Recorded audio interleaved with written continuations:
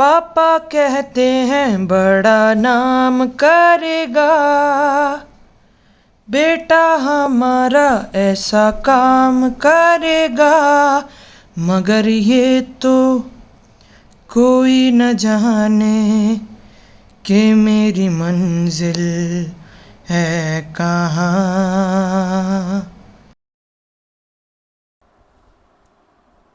Hello everyone.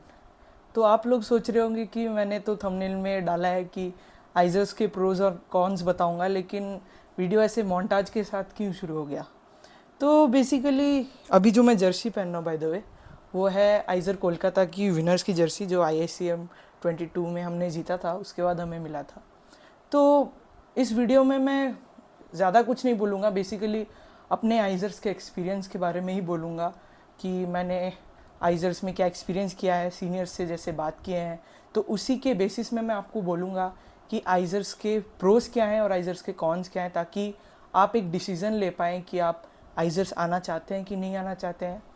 तो मेरा इस वीडियो में ये मोटो नहीं रहेगा कि मैं आइजर्स की बहुत भलाई कर दूं या आइजर्स की बहुत बुराई कर दूं और आपके माइंड में क्रिएट कर दूं कि आइजर्स बहुत अच्छे हैं या आइजर्स बहुत बुरे हैं। मेरे वीडियो का ये एजेंडा है कि मैं आपको बताऊं कि आइजर्स की क्या अच्छाइयाँ हैं और आइजर्स की क्या बुराइयाँ हैं, ताकि आप अपना माइंड मेकअप कर पाएँ कि आइजर्स आपको आना है तो आपको क्या एक्सपेक्ट करना है और आइजर्स आपको आना भी है कि नहीं आना है। तो मैं हूँ Ashish Kumar. I am a third year integrated BSM student of IISER Kolkata and you are watching my channel Ashish Kumar.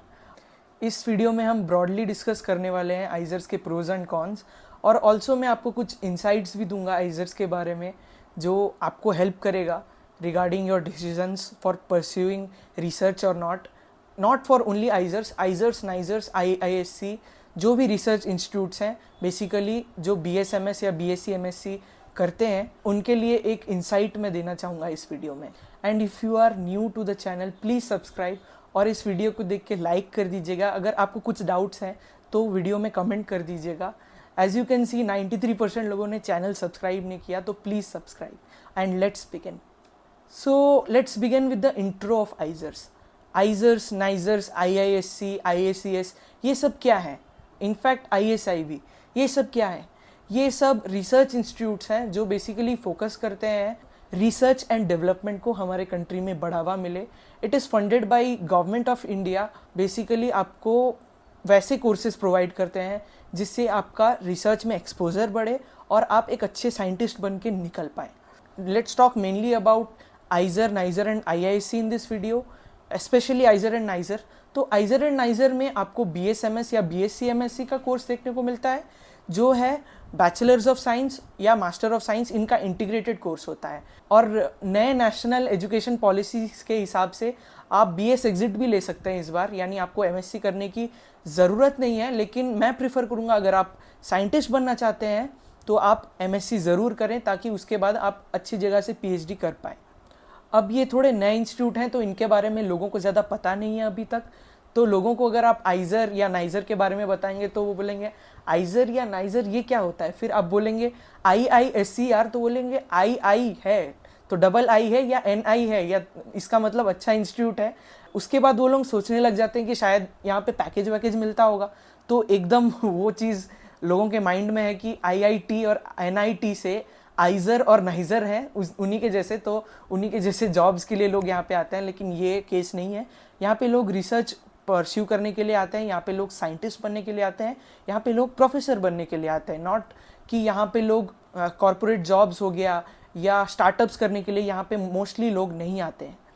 अब आप ये बताएंगे कि आइजर और नाइजर में BSc या MSc या इंटीग्रेटेड BSc MSc की डिग्री मिलती है, तो लोग बोलेंगे कि अरे BSc MSc इतने बड़े कॉलेज से करने का क्या ज़रूरत है, इधर कोई पास में अपने म्यूनसिपैलिटी की कोई कॉलेज में कर लो।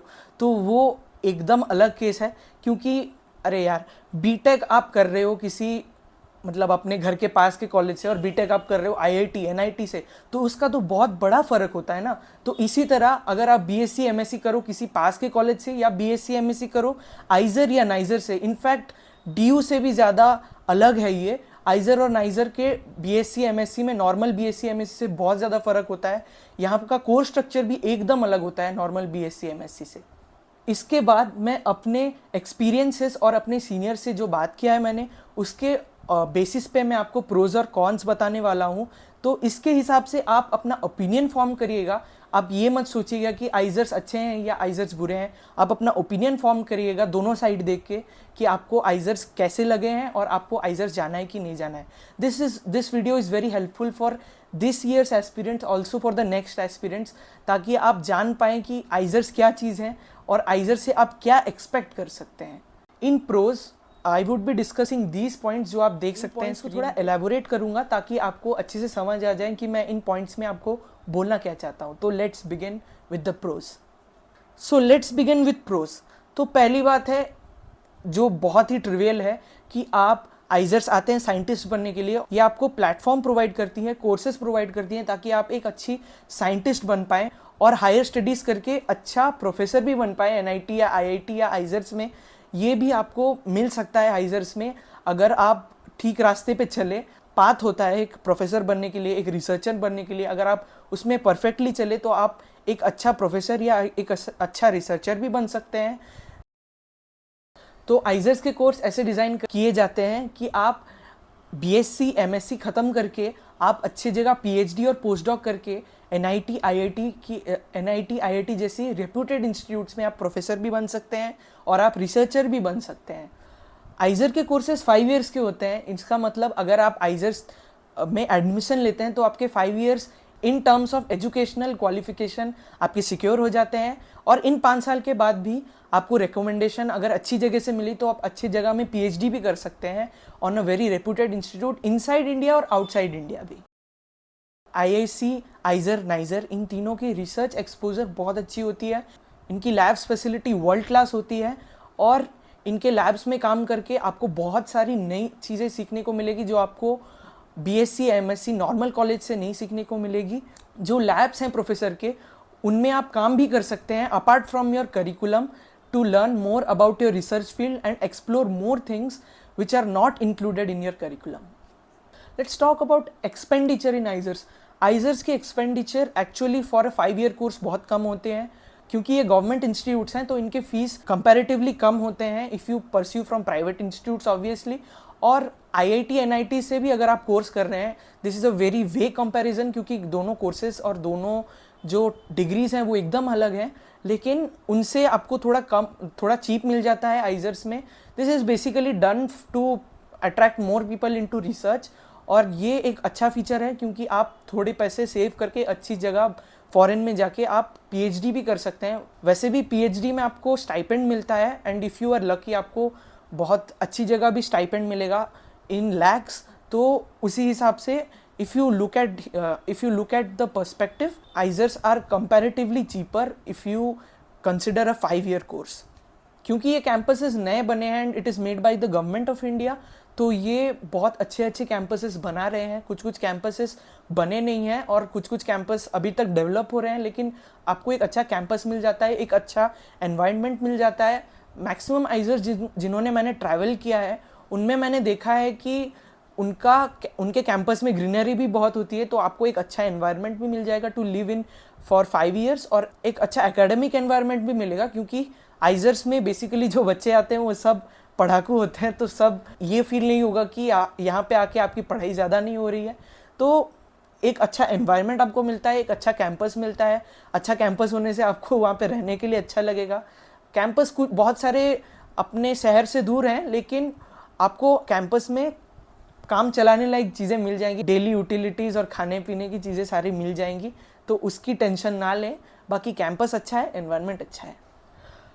और एक चीज़ मैंने देखा है आइजर्स का कि यहाँ पे रेगिंग बिल्कुल नहीं है। मैंने जितने भी आइजर्स के स्टूडेंट से बात किया है, जितने आइजर्स में मैं गया हूँ, इनफैक्ट मेरे आइजर्स में भी we have zero ragging on campus, not only on paper, also in practical यहाँ पे ज़ीरो रेगिंग है। मेरे सीनियर्स लोग एक्चुअली एक इनफॉर्मल इंट्रो लेते हैं व्हेन वी जॉइन, वो तो करते हैं हर कॉलेज में, जैसे नाम वाम पूछना, ऐसे ही चीज़ें होती है। उसके बाद वो लोग आपके साथ बैठ के ही खाएंगे, इतना क्लोज हो जाते हैं सीनियर्स। और सीनियर्स लोग भी बहुत चिल हैं और रेगिंग बिल्कुल नहीं है कैंपस में। रेगिंग का इंसिडेंट भी रिपोर्ट नहीं होता आइजर्स में। It is very good. और सीनियर्स अपने काम से मतलब रखते हैं, जूनियर्स अपने काम से मतलब रखते हैं और दोनों साथ में मिलके चलते हैं, तो बहुत अच्छा ये चीज़ है कि रैगिंग बिल्कुल नहीं है। आइजर्स में परस्यू करने के बाद, लाइक आइजर्स में BSMS ख़त्म करने के बाद, आइजर्स नाइजर्स में, उसके बाद आप PhD कर सकते हैं। PhD करने के बाद बेसिकली आपके लिए बहुत बड़ा रास्ता खुल जाता है in industries, specially in chemistry and biology, क्योंकि उसमें इंडस्ट्रीज़ के बहुत स्कोप होते हैं। If you do PhD from Europe तो आपको एकेडेमिया में बहुत फ़ायदा होगा, और if you do PhD from America and Canada तो आपको इंडस्ट्रीज़ में बहुत स्कोप है विथ गुड फंडिंग।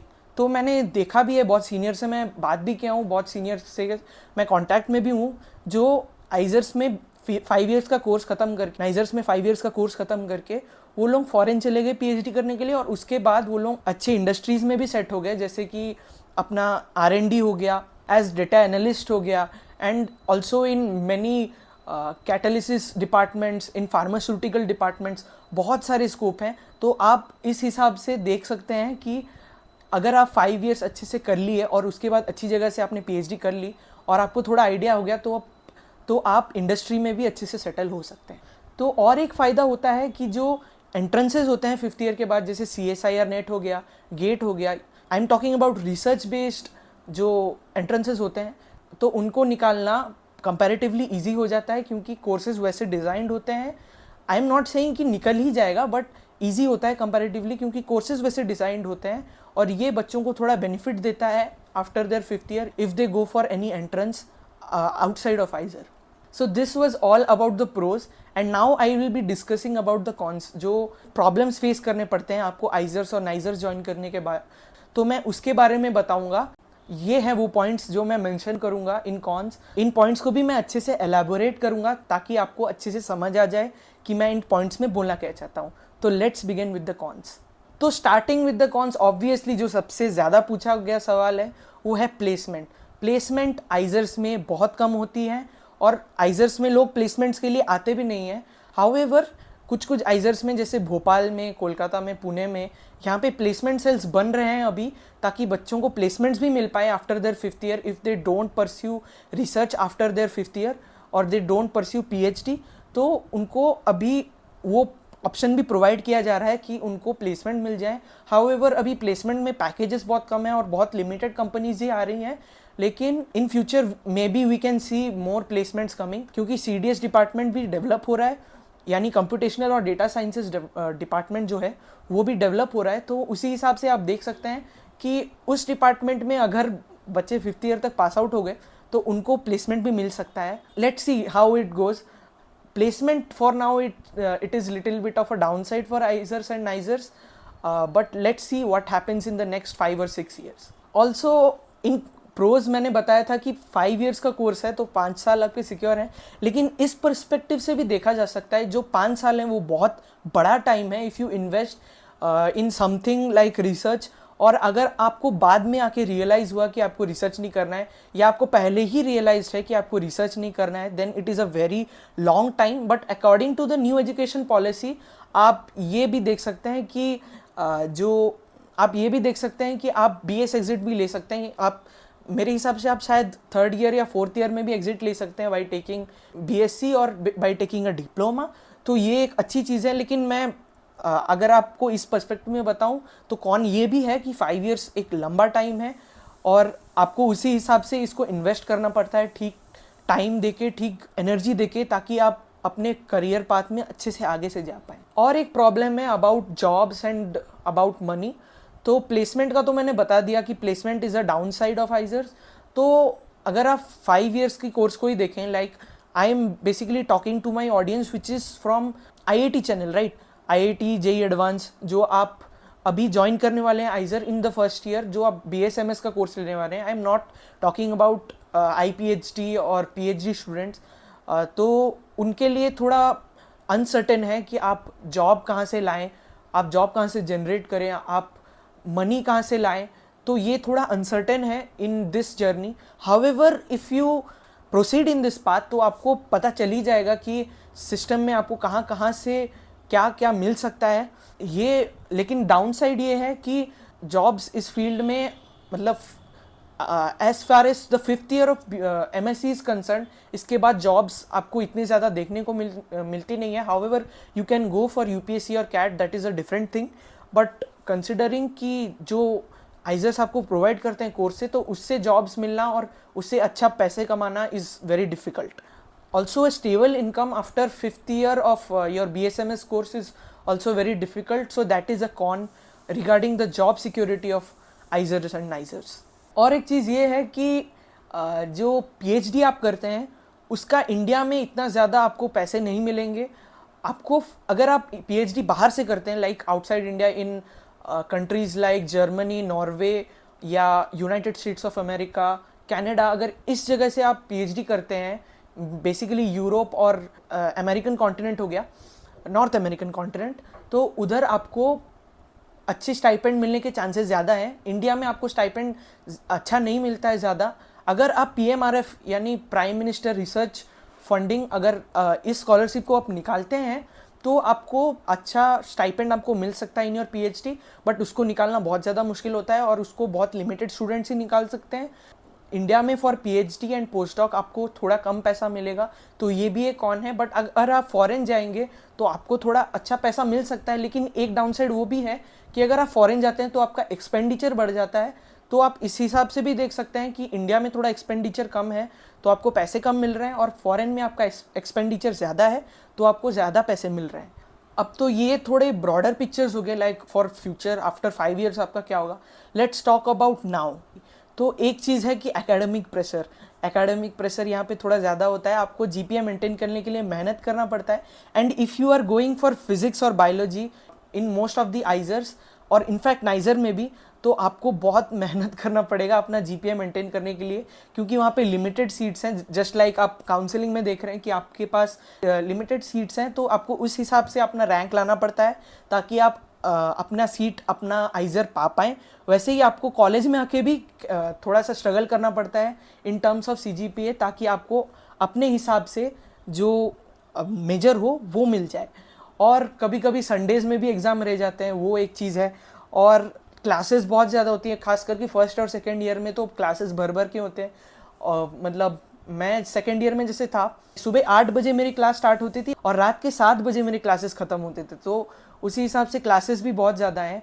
और एक चीज़ ये भी है कि आइजर्स में आपको रिपीटेडली पढ़ना पड़ता है. आपको ऐसे नहीं है कि आप पहले 4 साल अच्छे से कुछ एंजॉय कर लिए कॉलेज लाइफ और 5th ईयर में आपने अच्छे से पढ़ लिया और प्लेसमेंट निकाल के निकल गए. जैसे इन बहुत सारे इंजीनियरिंग कॉलेजेस में जैसा माइंडसेट होता है, वैसा माइंडसेट यहाँ पे काम नहीं करता है. क्योंकि आप रिसर्च में जा रहे हैं तो ऑब्वियसली रिसर्च में सबसे इंपॉर्टेंट चीज़ होता है स्टडिंग. तो आपको कंटिन्यूस स्टडिंग करना पड़ेगा, अच्छे से पढ़ना पड़ेगा, ताकि आप ये 5 years के बाद अच्छी जगह जा सकें. और एक चीज़ मैं आपको बताना भूल गया कि मैं और एक एक्सपीरियंस आपसे शेयर करना चाहता हूँ. जो मैंने बताया कंपटीशन के बारे में, वो 5th ईयर के बाद भी है. क्योंकि जैसे मैंने अभी इंटर्नशिप किया था, तो मेरे जो गाइड थे, जो मेरे सर थे, तो उन्होंने बताया कि उनके टाइम पे जब वो PhD कर रहे थे तब एक सिटी से सिर्फ 30-40 लोग ही निकलते थे. इनफैक्ट कभी कभी एक स्टेट से बस 100 लोग निकलते थे एक साल में डूइंग PhD. अब वो नंबर हो चुका है एक इंस्टीट्यूट से 500 से 600, यानी एक स्टेट से it's more than 10-20,000 from top institutes I am talking about. आप ये भी बोल सकते हैं कि मतलब 5th ईयर के बाद भी बहुत ज़्यादा कंपटीशन है to become settled in good research fields and good industries. Basically what I define ISERs and NISERs after this is like it's an experience.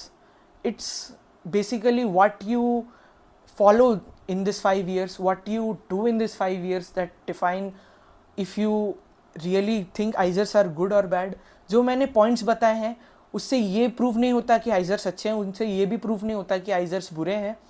उनसे मैं बस आपका ओपिनियन बनाना चाहता हूँ कि आप मतलब आइजर्स आने से पहले एक अपना माइंड मेकअप कर लें कि आपको क्या फेस करना पड़ेगा इन 5 सालों में या इन 4 सालों में अगर आप आइजर्स ज्वाइन करेंगे.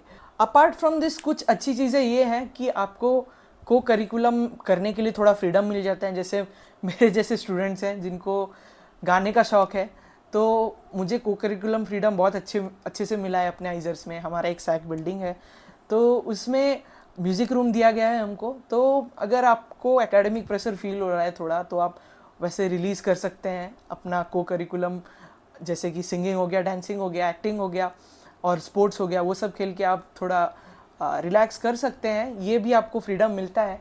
और साथ ही में आपको IISM और IICM भी जाने को मिलता है, inter IISER cultural meet, inter IISER sports meets, तो उधर भी आपको जाने को मिलता है। तो साल के एंड में आपका एक ट्रिप भी हो जाता है और उसी बहाने आप थोड़ा घूम भी लेते हैं, आपका माइंड भी थोड़ा फ्रेश हो जाता है। तो यही है, ये एक चीज़ है, ये एक प्रो मैं बोलूँगा कि अगर आप आइजर्स आए तो आपको ये चीज़ें एक्सपीरियंस करने को मिलेगा। और साथ ही में आप एंजॉय कर पाएंगे, आप एंजॉय कर पाएंगे अपने टैलेंट को, आप एंजॉय कर पाएंगे आपके एक्स्ट्रा करिकुलम को अपार्ट फ्रॉम योर स्टडीज़, जिसके वजह से आप आइजर में आए हैं। और मैं आखिर में यही कहना चाहूँगा कि IISERs are an amazing experience. मैंने जितना एक्सपीरियंस किया है, मैंने जितने लोगों से बात किया है, कुछ लोगों को अभी भी थोड़ी थोड़ी उनके दिल में खटाश है कि वो आइजर्स ज्वाइन कर लिए, बट मोर और लेस सब एग्री करते हैं कि आइजर्स किसी को बुरा नहीं लगा है। IISERs are good. If you join IISERs, obviously you have to study hard, you have to do hard work. वो हर जगह में होता है। अगर आप आइजर्स नहीं गए, आप किसी और कॉलेज में भी गए, तो वहाँ पे भी आपको बहुत हार्ड वर्क करना पड़ेगा ताकि आप कहीं पे अच्छे से सेटल हो पाएँ। और बेसिकली मैं यही कह के एंड करना चाहूँगा कि if you have interest in research, if you have interest in being a professor, if you have interest in astrophysics, if you have interest in quantum mechanics, if you have interest in chemistry, if you have interest in biology, then you should definitely join ISERS. challenges तो हर जगह में होते हैं, यहाँ पे भी challenges हैं, लेकिन उसी को फेस करना ही तो ब्रेवरी होती है। तो आप आइए, इन challenges को फेस करिए और सक्सेसफुल होके यहाँ से निकलिए अगर आप आइजर्स को as a career path choose करते हैं। And please like this video अगर आपको अच्छा लगा हो, and subscribe to my channel for more videos like this, and comment down if you have any doubts. मैं आपका डाउट्स क्लियर करने का फुल ट्राई करूँगा। Choose the best for yourself. Best of luck. Thank you.